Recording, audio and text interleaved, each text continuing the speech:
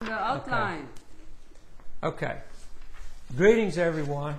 I'd like to thank each and every one of you for coming out today and allowing me this opportunity to give you some information. Sit right there and stay there. Today I'd like to talk to you about electricity. Also, I'd like to talk to you a little bit about the company I work for.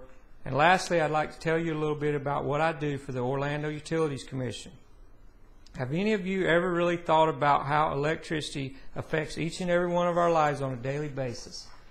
Well, our forefather Benjamin Franklin had his own thoughts about electricity and luckily survived his famous kite experiment, or we might not have electricity in our lives as we know it today.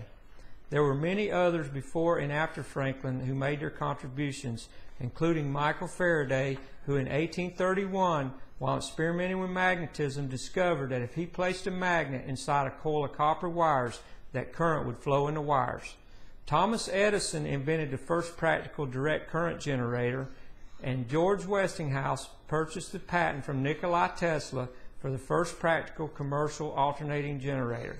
And after many heated debates and many public relations battles between Edison and Westinghouse, alternating current became the standard means of generating commercial power that we know today. Commercial power today is transferred in bulk amounts across transmission systems. What this means is it's usually moved at very high voltages, usually around 230 to 500 kilovolts.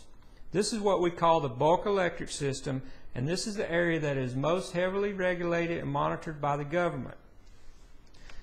The power grid is just like a giant spider web. All companies are connected either directly or through other companies, and what one company does can greatly affect what everyone else does. If there is a major blackout or outage in the state of New York and it is large enough, it can actually be felt to some extent here in Florida. Power is transferred across transmission lines where it moves between substations, and eventually power works its way through distribution substations where it's reduced to lower voltages, which eventually work its way through our residential and business areas.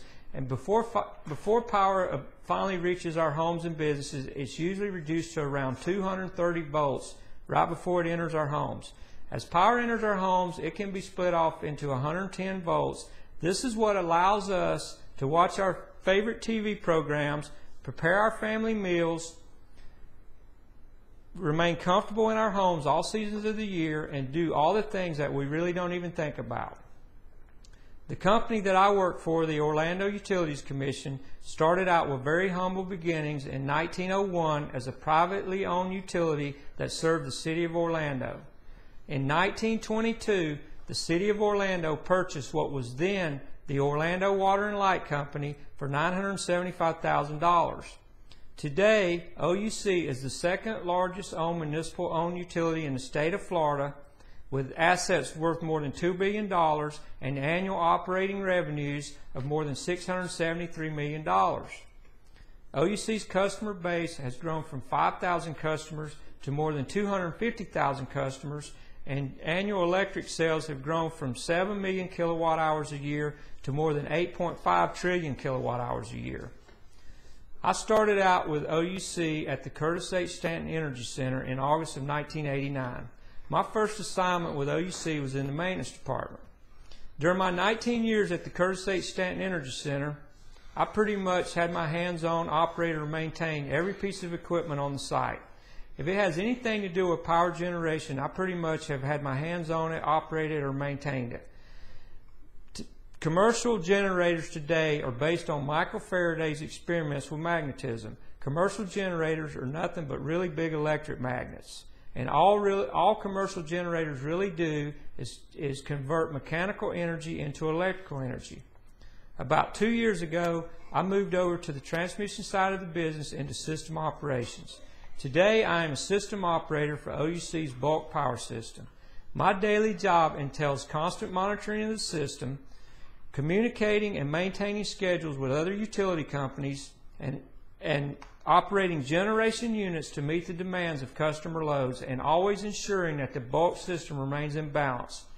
This is a tough job and can be very stressful at times, We have to work a rotating shift, nights, weekends, and holidays, and sometimes overtime is required. We never close. This job requires someone has to monitor the system 24/7, 365 days a year.